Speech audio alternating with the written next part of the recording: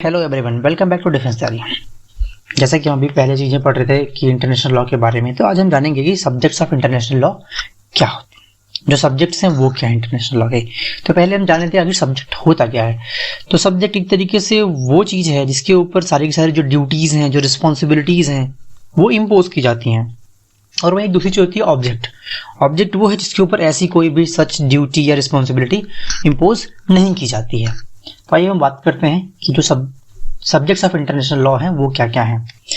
सबसे पहला है कि कुछ लोगों का मानना है, कुछ जो ज्यूरिस्ट हैं उनका मानना है कि जो स्टेट है, ओनली स्टेट यानी state alone is the subject matter of international law.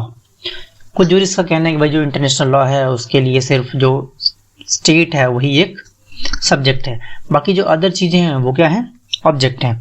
यहाँ पे एक पर्सी कॉबिट कहते हैं कि the triumph of positivism in the late 18th century made the individual an object not a subject of international law. ये इन्होंने इसके क्रिटिसिज्म में कहा, यानी इसके अपोज में कहा कि भाई जैसे अभी ये जो थियरी कहती है कि सिर्फ स्टेट है, यानी कि ये जो ओनली है स्टेट ही है वो इंटरनेशनल लॉ का सब्जेक्ट है।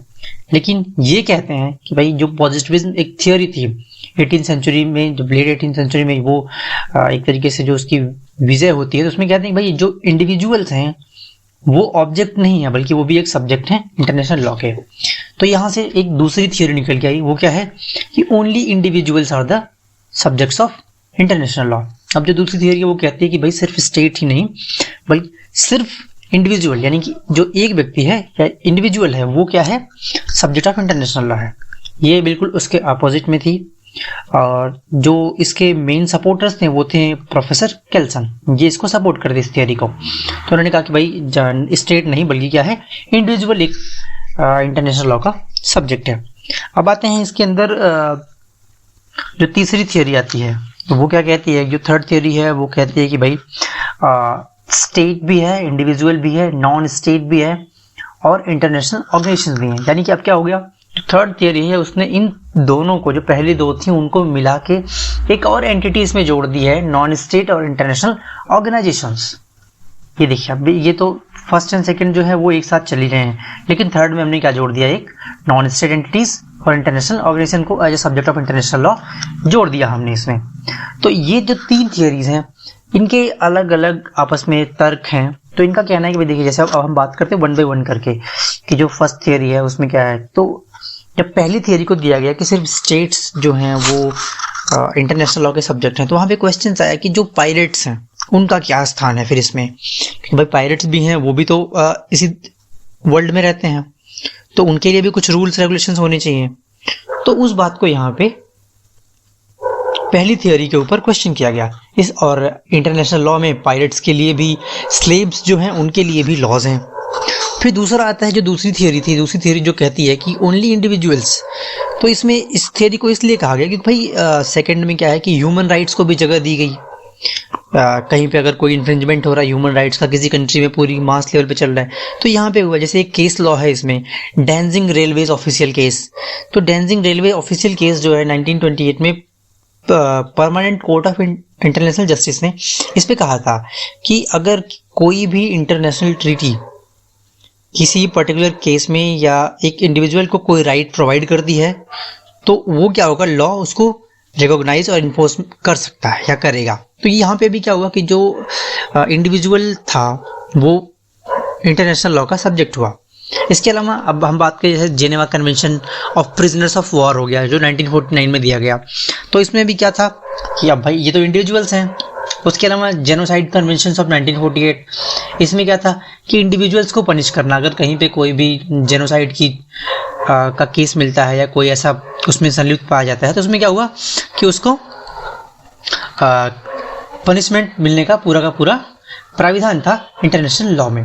अब आती है थर्ड चीज जो देखिए हमने दो डिस्कस कर लिया अब तक की, जो स्टेट थे और फिर इंडिविजुअल्स। अब आता है state, individuals and non state and international organisation. इसमें क्या हुआ कि इनका कहना है कि भाई स्टेट सिर्फ ही नहीं, सिर्फ इंडिविजुअल ही नहीं, जो नॉन स्टेट हैं, जो इंटरनेशनल ऑर्गेनाइजेशंस हैं, इनके बारे में आप सभी लोग जानते हैं जो कौन कौन से इंटरनेशनल ऑर्गेनाइजेशंस हैं, नॉन स्टेट एक्टर्स कौन कौन से हैं।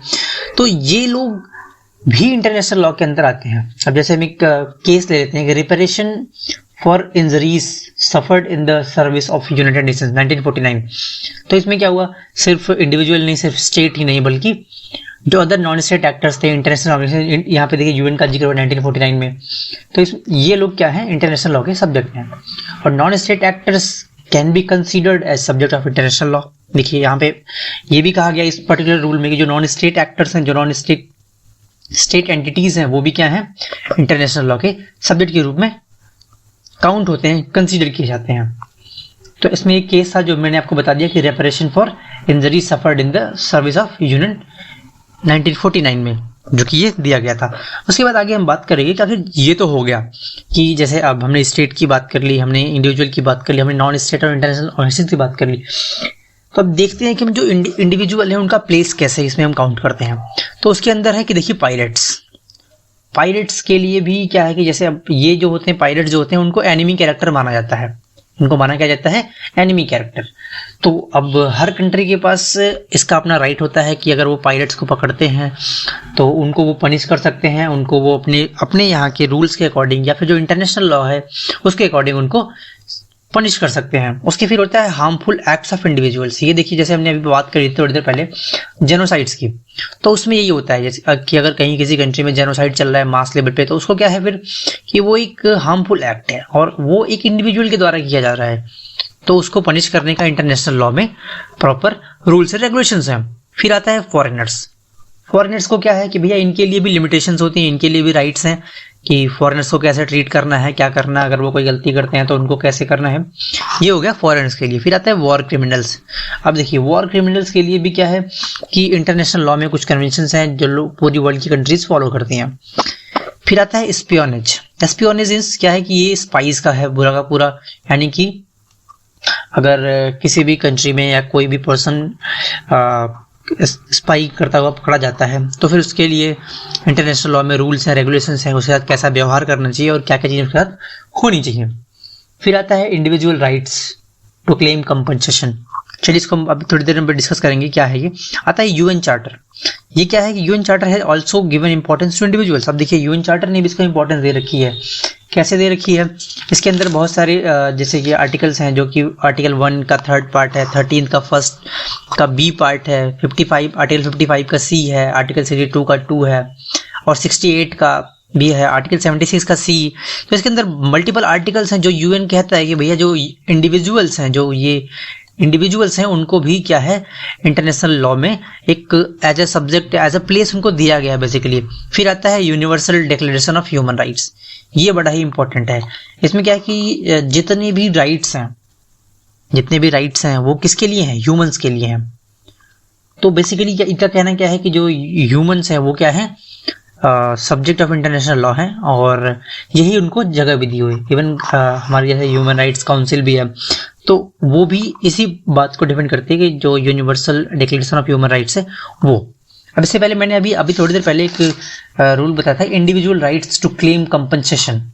ये क्या है individual rights to claim compensation? तो इसमें ट्रीटी ऑफ वर्साइलीज में जो के आर्टिकल 297 में कहा गया था कि भाई कोई भी पर्सन वो क्लेम कर सकता है कंपनसेशन अगेंस्ट जर्मनी की। भाई उसका ये लॉस हुआ है, उस पर्टिकुलर इंडिविजुअल का ये लॉस हुआ है तो जर्मनी से कंपनसेशन को की डिमांड कर सकता है कि हाँ ये हमारा लॉस हुआ, आप इसके लिए हमें कंपनसेशन दें।